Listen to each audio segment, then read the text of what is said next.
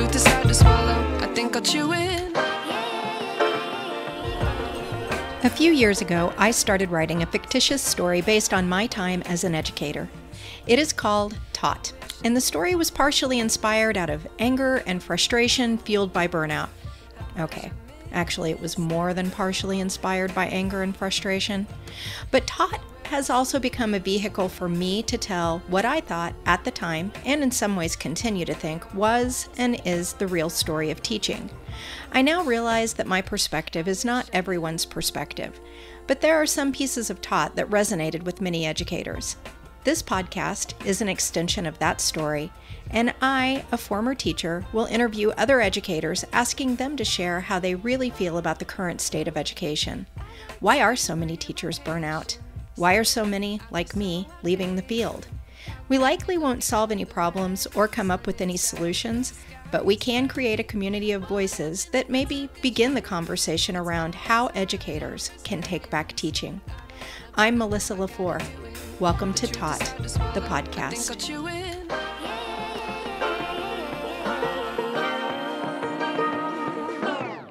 I like to be educated, but I'm so frustrated.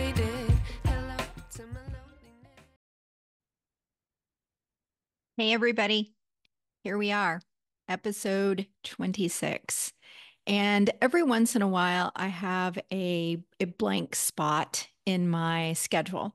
And it happens because of just how the months kind of coordinate. I have Amy's episodes that I need to have on at a certain time because we've set up the online group burnout sessions.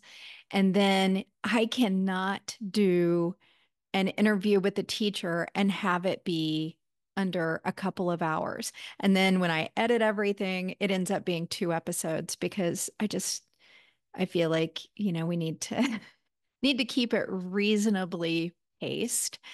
Plus, I have to pay for the actual hours of podcast that I put up. So I pay for a certain plan. So I try not to go over that amount. Having said all of that, I end up with these blank spots, and I kind of try to fill them with doing my own podcast on something that I think is relevant and important for teachers.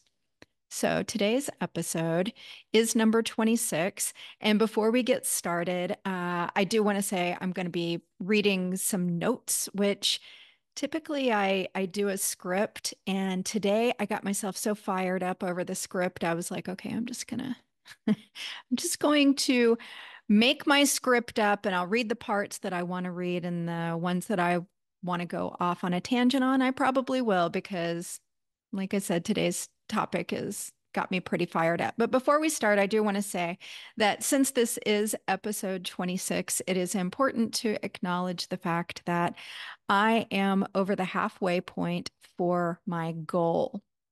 So I'm dedicated to producing 50 episodes of the podcast, and your support has been amazing. If you'd like me to keep going, please show your appreciation by liking, subscribing, commenting, and sharing. Your encouragement will help me decide if I should continue this journey after my 50 episodes. Sometimes it's hard because I am a new podcast and I don't get a lot of feedback. And I am on several different social media sites. So if I could get that feedback, it would be really nice. I'm always open to adjusting my format or adjusting things to better please my audience, which is educators, specifically educators who are feeling burnout for a variety of reasons. So I need that feedback from you. It's not just about, the likes and the subscribes, but that does influence how much I think I'm having the effect that I want to have. Okay, so today's episode, I decided to do on teacher absenteeism. So we talk a lot about absenteeism in education, and typically when we're talking about it, we're talking about student absenteeism. I I think that's also an important topic.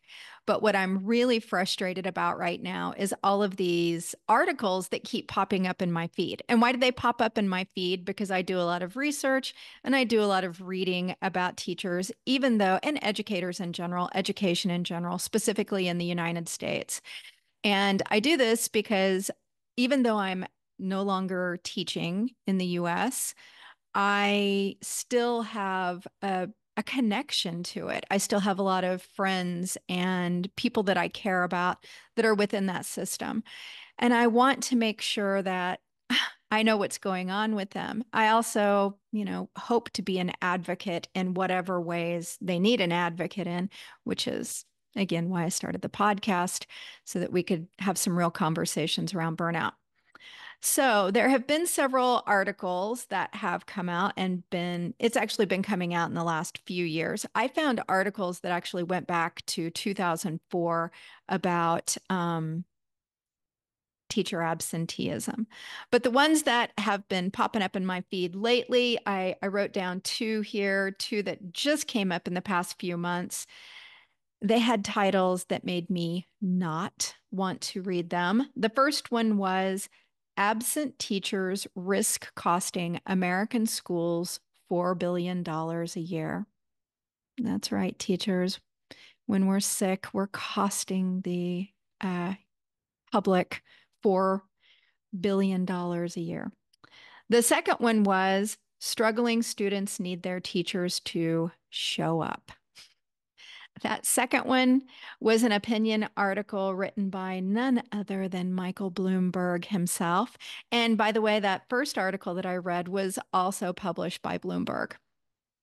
So I find the titles alone to be inflammatory at best. So I wasn't super motivated to read them, but I did. And they were lacking some important information that only an educator might have been able to share with them had they been interested in looking at this from an educator's perspective. And I find this to be a theme in my podcast and in the work that I'm doing, is that we have a lot of people who have never actually worked in the education system telling us what we're doing wrong or how we need to change. And that in and of itself is super frustrating. So let's talk about definitions first, because I do want to talk about how teacher absenteeism is being defined. And what was really interesting is I think a lot of the world, I occasionally use AI to help me, especially when I'm doing research and I cannot find definitive answers.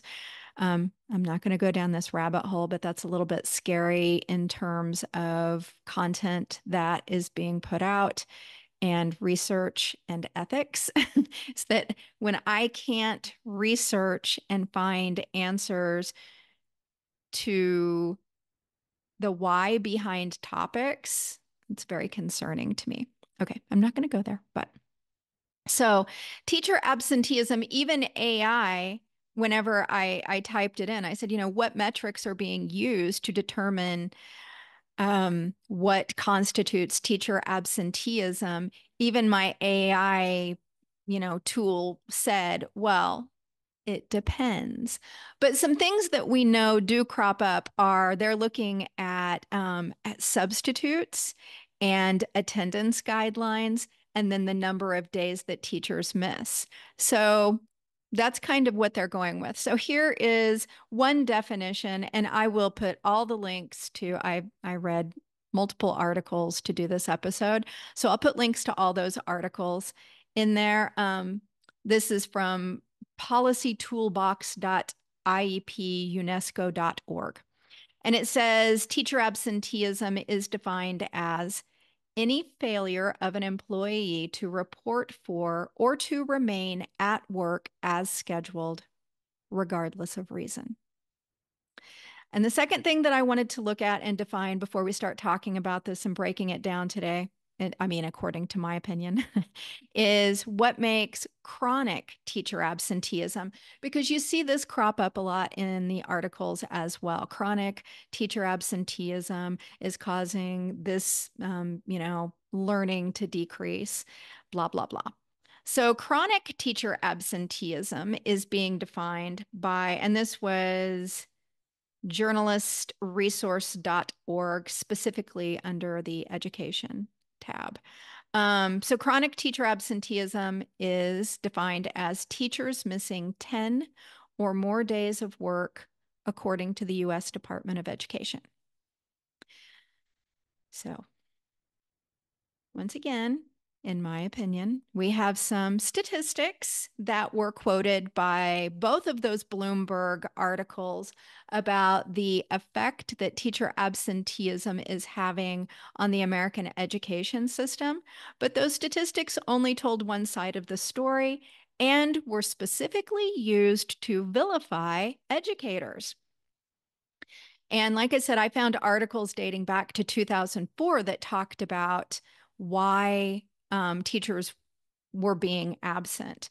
So what was interesting is those statistics seem to have the intent of railing against lazy educators that were, leaving their little dumplings in the classroom to the wicked substitutes who were not qualified to be going into the classroom. And so that was kind of the agenda at that point in time, was these teachers are leaving the classroom and we have these substitutes that aren't qualified to be stepping in. And this is why our kids aren't learning. I mean, this always comes back to, and this is the reason our kids aren't learning.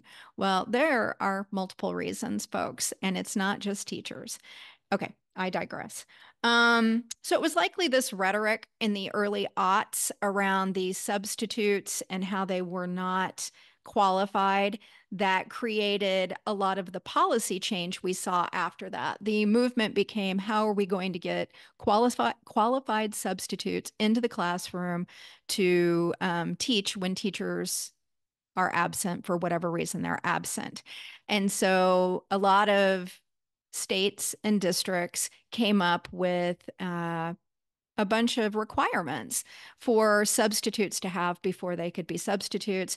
And then that kind of transitioned into later on, much later on. If you're a substitute, I want to acknowledge that, to getting paid more, because substitutes didn't get paid that much.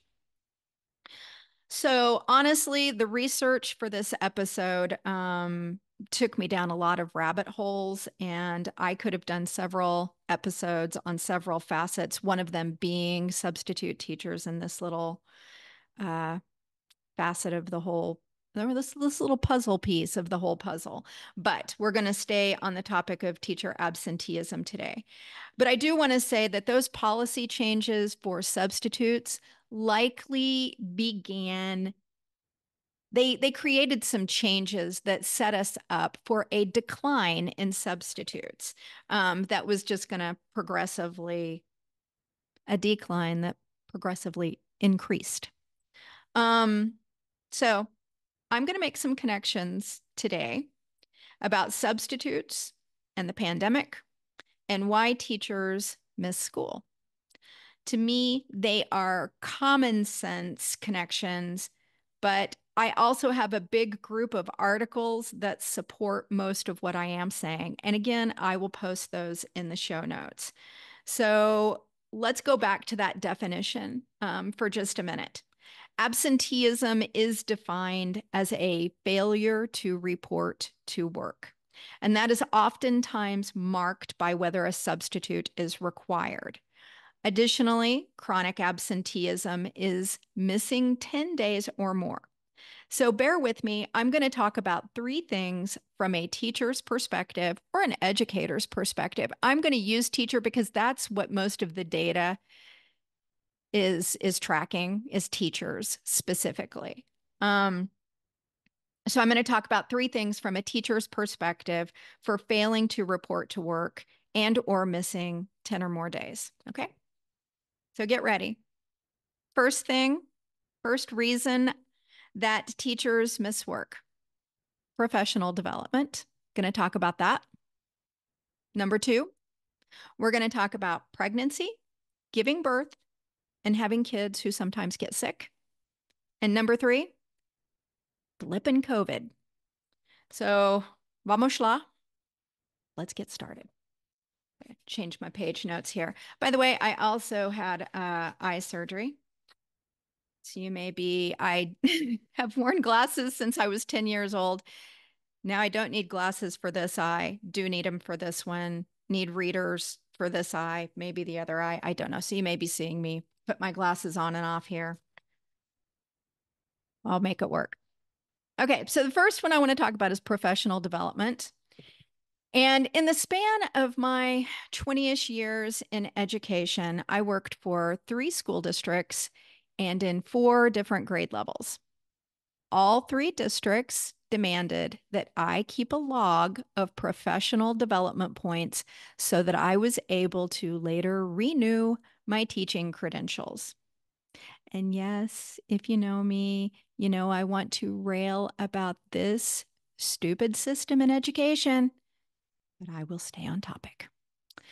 So, if you're not an educator, I'm going to try to give you the quickest rundown I can of how this system works and how it relates to professional development. We also call it PD because we do love our acronyms.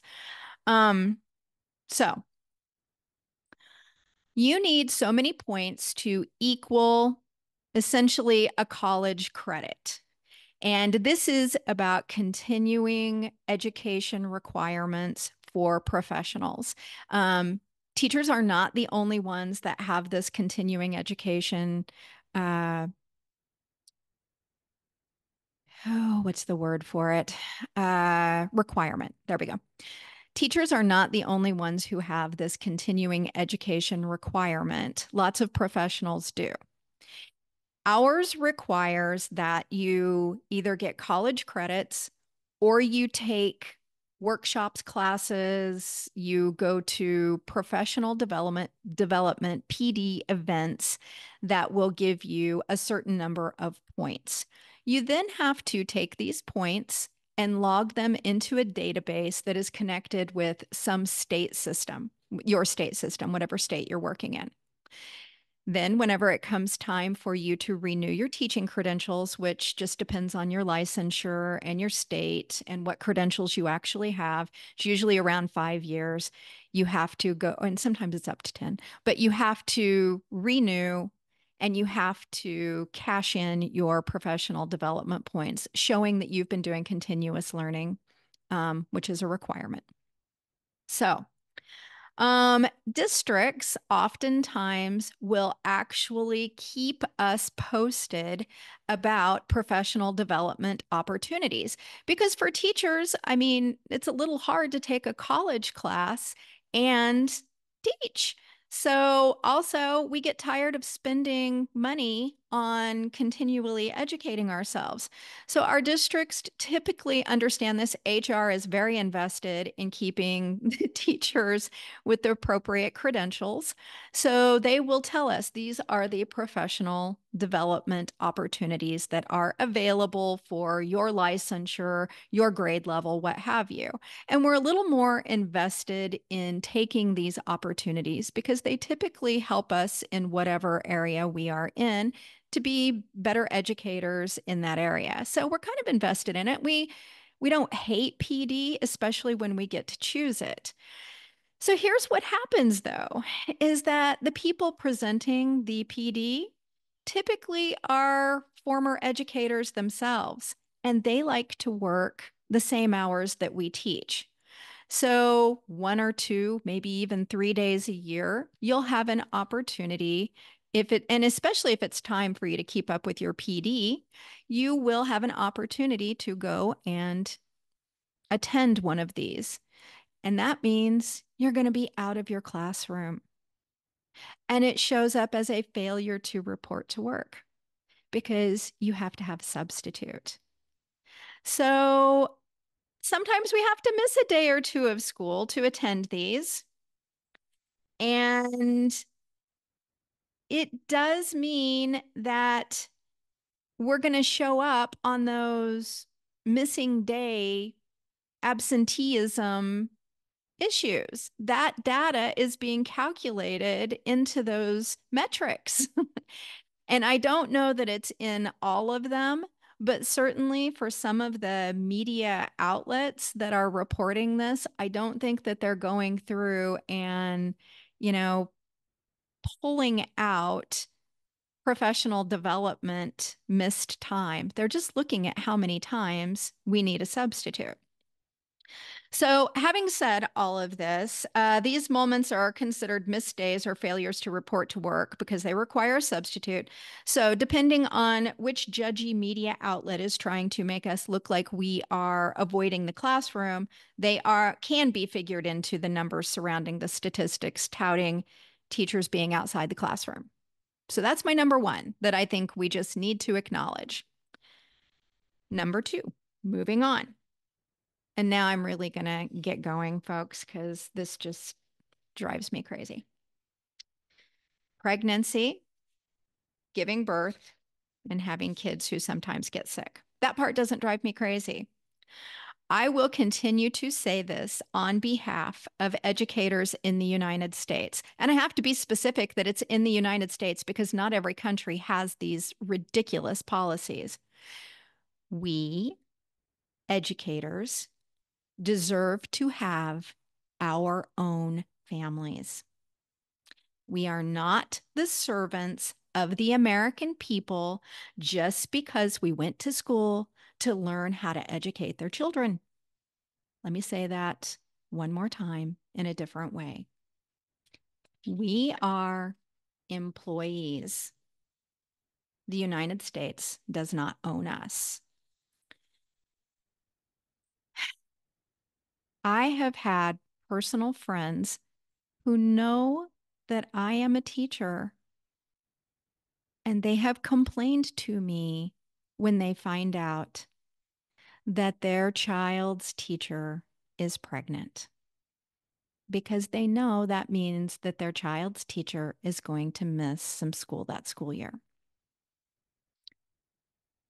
How archaic, sexist, and entitled is this attitude? And it is prevalent. Okay. But the fact remains, according to our definition of teacher absenteeism, teachers will likely miss the 10 days that is going to throw them into the chronic absenteeism if they give birth. We've all heard tell of miracle teachers who give birth and they're back in a week or two. And I would just like to say it is probably not because they want that.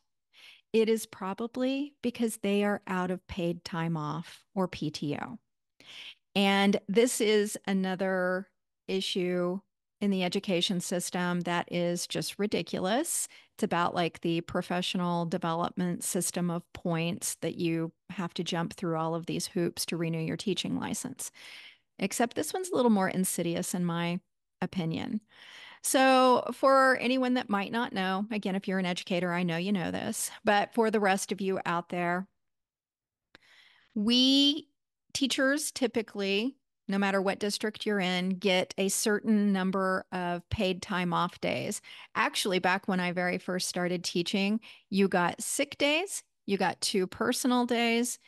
Depending on the district, I went to one district, we got 4 personal days. It was like, wow, we got a bunch of personal days. Um,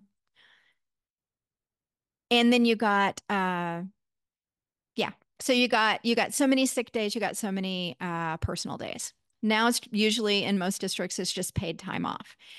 And you can bank this time. So that's really nice, right? You can bank this time off.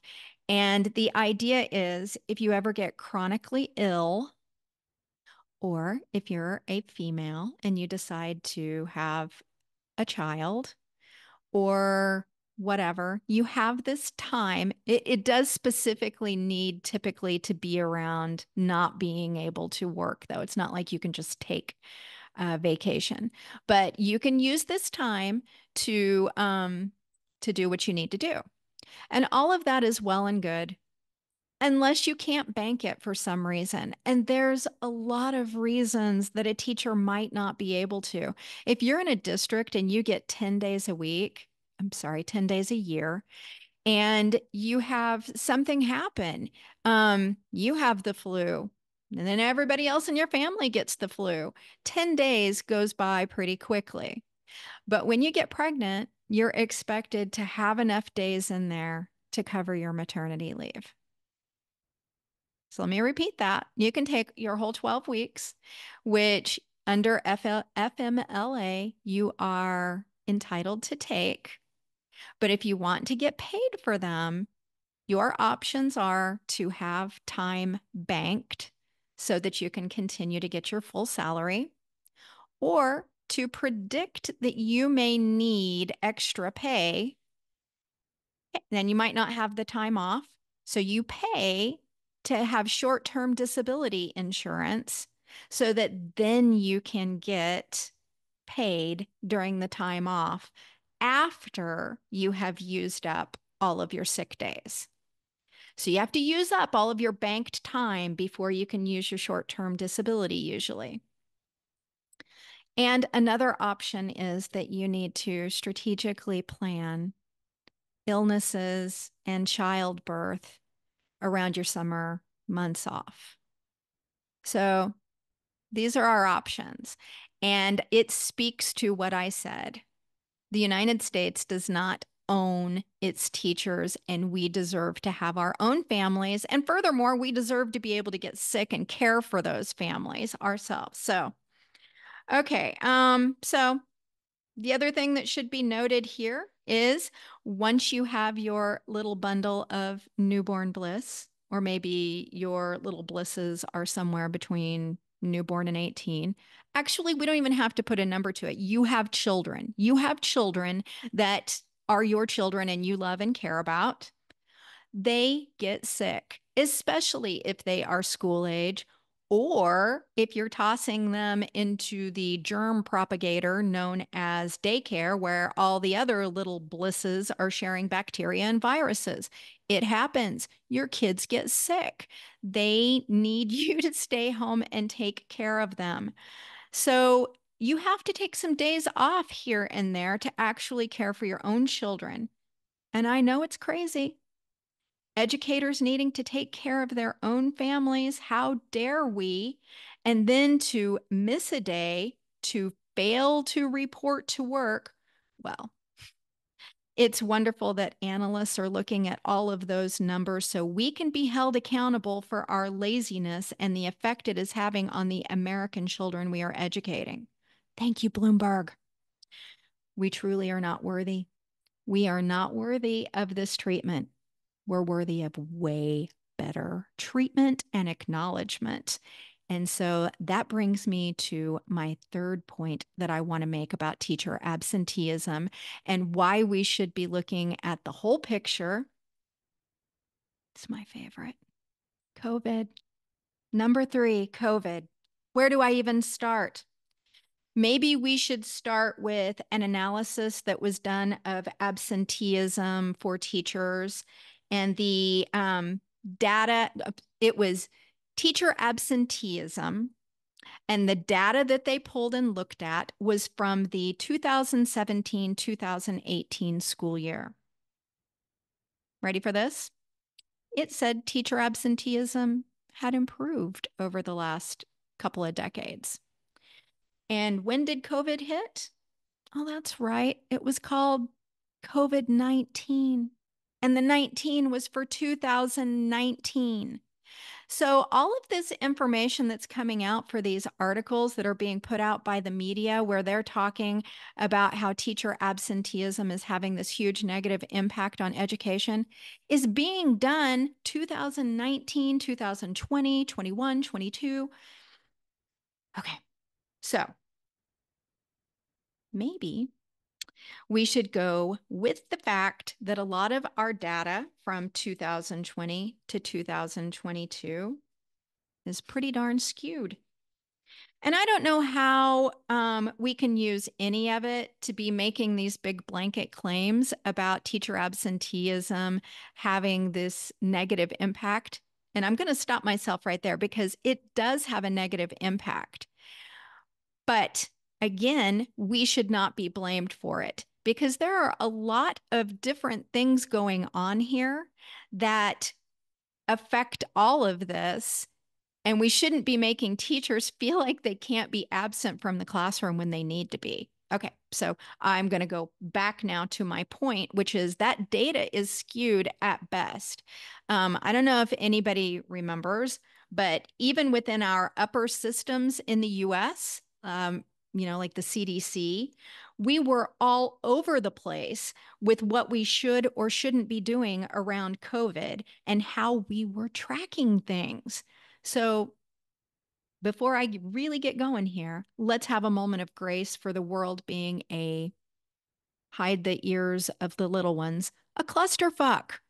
And that's pretty hard to track. A clusterfuck's hard to track. Okay. But here is what I do know. I personally did not get COVID until November 2022. I was thrice vaccinated and I was down hard for 2 weeks when I did finally get it. And then it took an additional 2 weeks for me to regain my strength and, get back to normal life. So, interestingly enough, NBC News reported on August 11th, 2022. This was the headline: CDC's new COVID guidelines for schools. Kids should stay in class if exposed. This was the 2022-23 school year. But let's come back to that. Let's cover what was happening in 2020 to 2022. We had national guidelines that mandated any or all of the following at a variety of times that changed depending on where you were at. So, just a reminder, because I think we forget what those 2 years were like. If you showed symptoms of COVID, you were to report it to your COVID officer in your school. Everybody remember those? Remember your COVID officers? A lot of times it was your office manager or it was an administrator. And that person was then responsible for tracking COVID data. You had to show negative COVID tests for a variety of situations. I remember that we had to all go and get tested negative and then signed vouchers just to come back. It would have been the 2021 school year. Because we were not in person. We were trying to figure out how to go back in person, but teachers all had to show up. And so we had to get negative COVID tests just to show up on the school campus.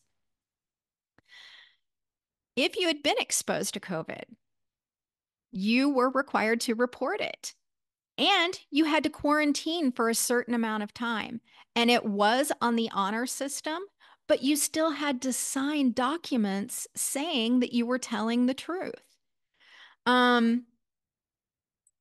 A lot of times when you showed up for whatever at school, you had to sign documents stating you did not have symptoms and had not been exposed. I could go on at the stuff that we had to do for those 2 years. So, how does this lead to teacher absenteeism?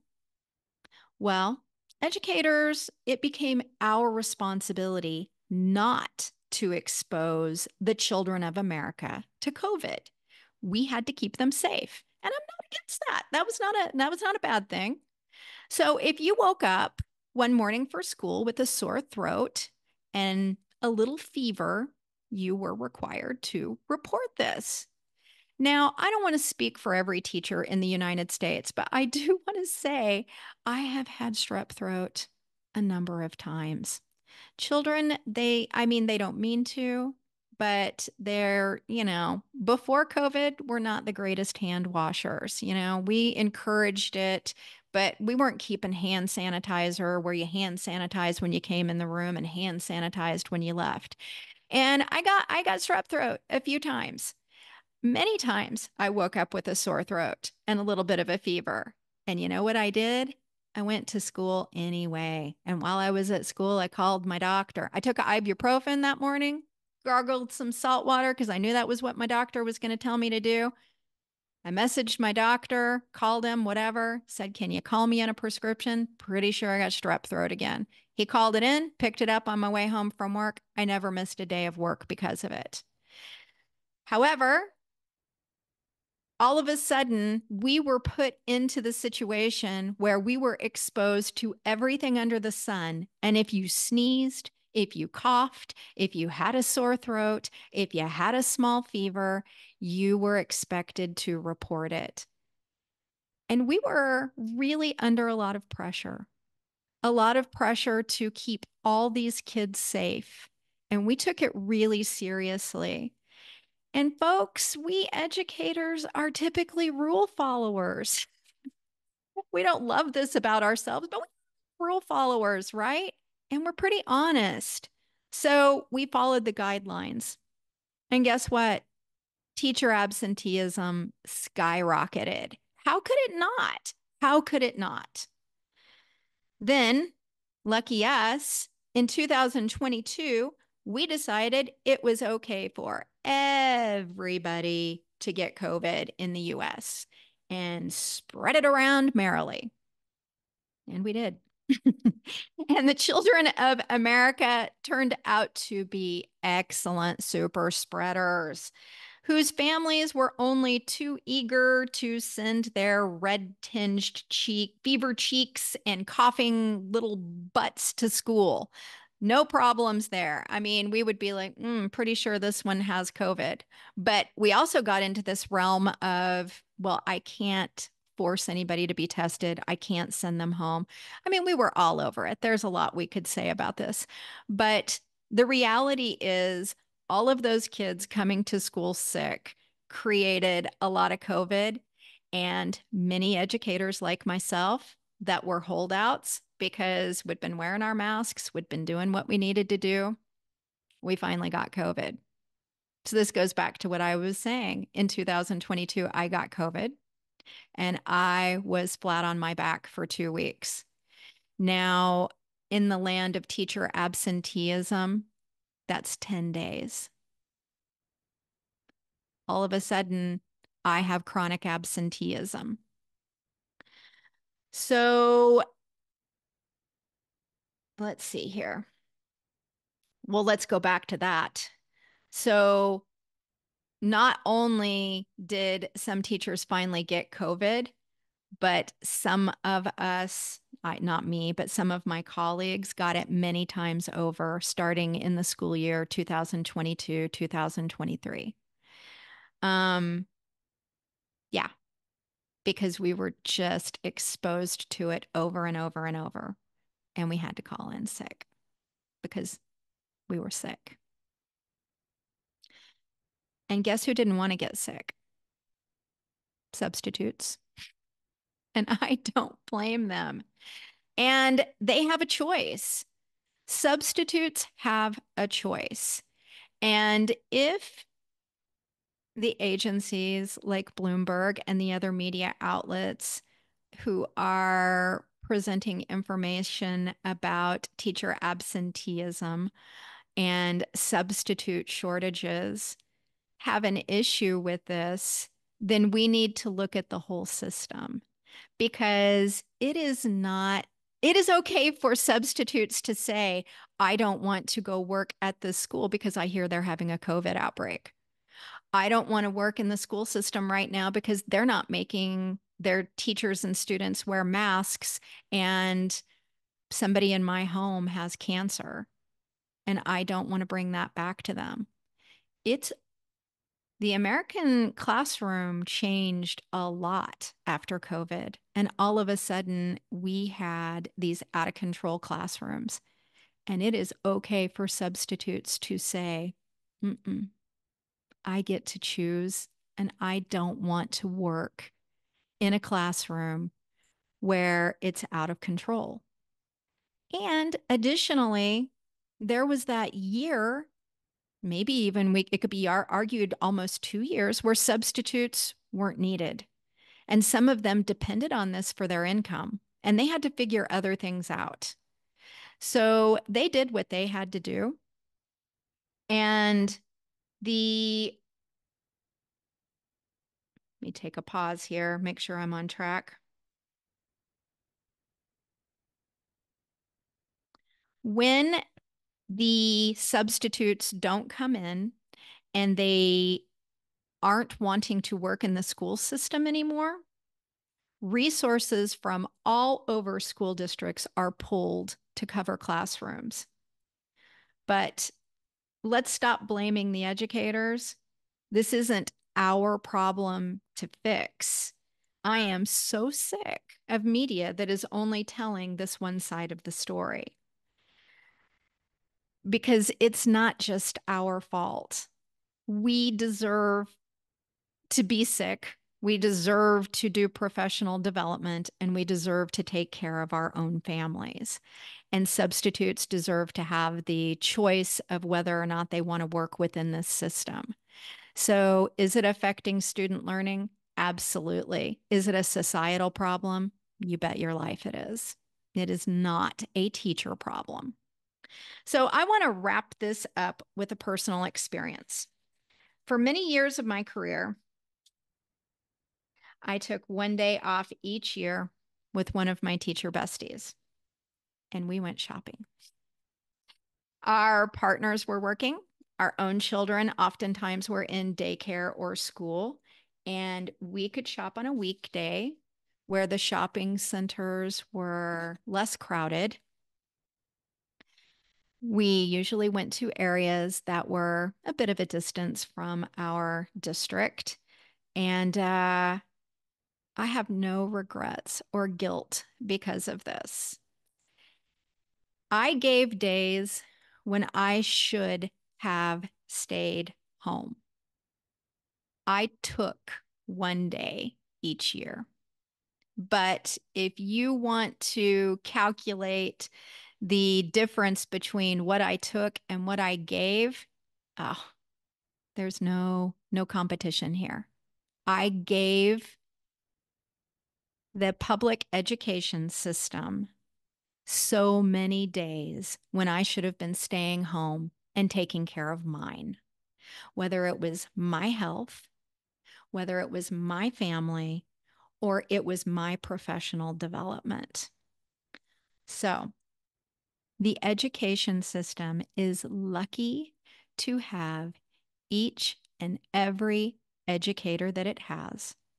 And people, take a day for yourselves. And you know what? If anybody asks you, you can say what I always said. I have an appointment.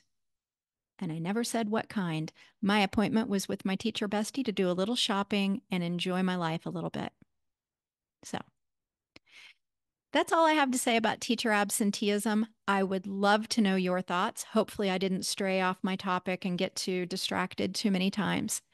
I look forward to hearing what you have to say about this and anything else teacher burnout related. Thanks for listening.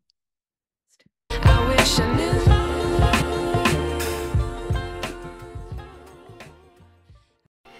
Today's episode was produced and edited by me. The theme music is by Otis McDonald featuring Joni Inez. If you know someone who might enjoy these conversations, please share the podcast episodes as much and as often as you can. It's as simple as copying the link you use to access today's episode and sending it in a message or sharing it on social media.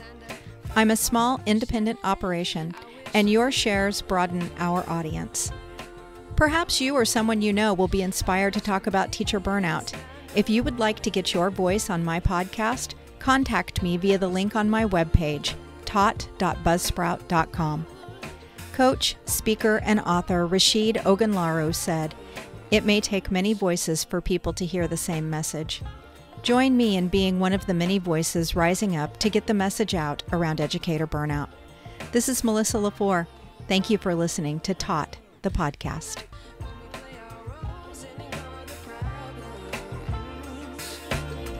I wish I knew.